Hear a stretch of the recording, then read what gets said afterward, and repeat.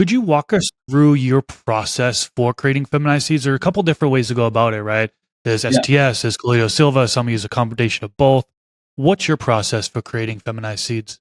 So with feminized seeds, and I do strictly produce about 7 million of them a year, and I do production for a lot of companies. I do white label seeds, and I do production for people all over the world.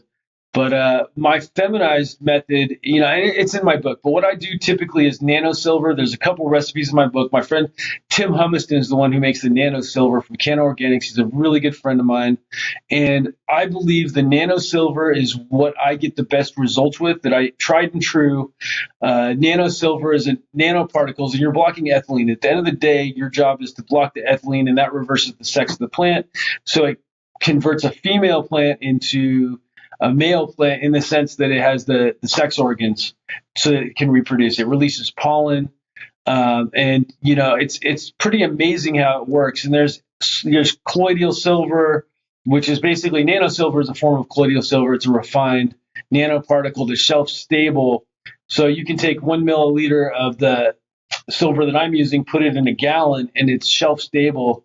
We use it up to a week, and it's great. It's a great product, and it basically keeps the plant as healthy as possible for the longest time. Whereas something like silver thiosulfate, STS, they're using STS with silver nitrate. A lot of people, which is a very classic European recipe, and basically that damages the stomata. Whereas the silver that I use basically I feel like it almost improves the health of the plant. So you're getting these reversals that are outstanding. You can look on my Instagram page and see some of the reversals. I just posted a male plant on mine, but I believe the quality of the pollen is important based on the plant health of the donor. So the healthier the donor is, the better quality pollen you're going to get, the more pollen you're going to get. I think those are important.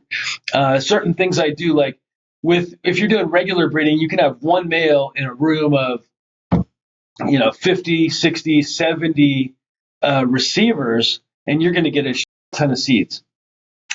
Whereas if you go and you have feminized breeding, I'll do like 1 to 5 or 1 to 6, and sometimes as low as 1 to 4, depending on the reversal.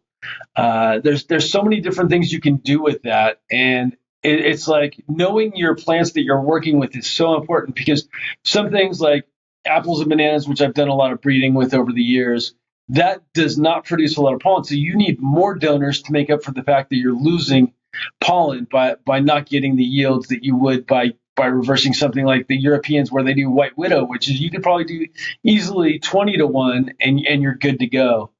And then not all light spectrum is created equal. That's another important factor when we're talking about reversals. Obviously, male plants, they're going to flower, they're going to create pollen, you're going to get what you're going to get. They have more or less pollen depending on the cultivar. But light spectrum plays such a crucial role. If you're trying to do feminized seeds and you're making your reversals in the sun, you're going to have a lot of difficulty. Whereas if you're using a controlled environment and you're using HPS, you're going to get the best results. I found HPS 600 to 1,000 watts. HPS is a great spectrum to use. I'm experimenting with LEDs. We're even doing spectrum tuning, where we've done spectrum tuned lights to mimic HPS, but we don't get nearly the results. And we're not exactly sure why right now, but I will get to the bottom of this, and I will have answers within the next year. We're doing a lot of tent breeding, and so we're collecting data. And one thing I have a 12,000 square foot research and development facility where we're hemp, and what we're doing is constantly doing A/B testing. So we test one thing against another. And so with feminized breeding, it's like, okay, so how do we get more yield when we're doing indoor production? Because I feel the best form of seed production is indoors, because you're controlling 100% of the variables.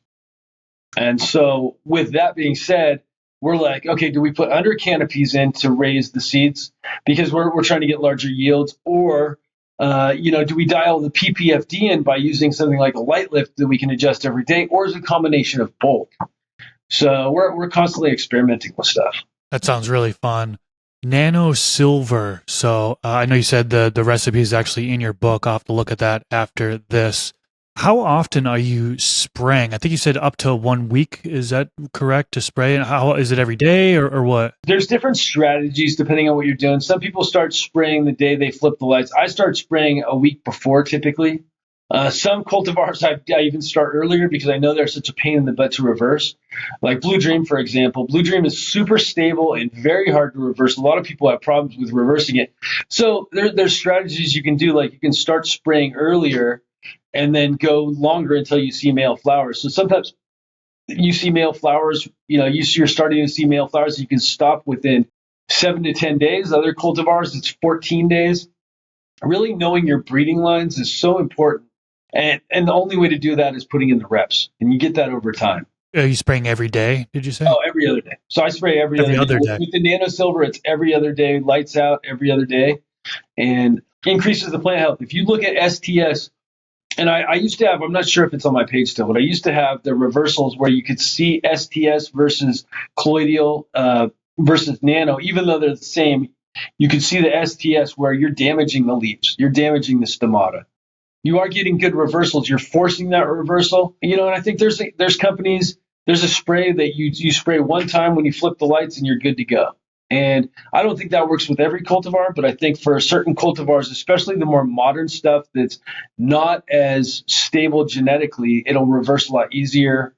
And then stuff that's also sexually less stable, which are two different things. You can have something that's more homozygous and less heterozygous that's very stable, right? But then there's also genetic stability, there's also stability within the sex where, and you can kind of see this where you get intersex trait expression.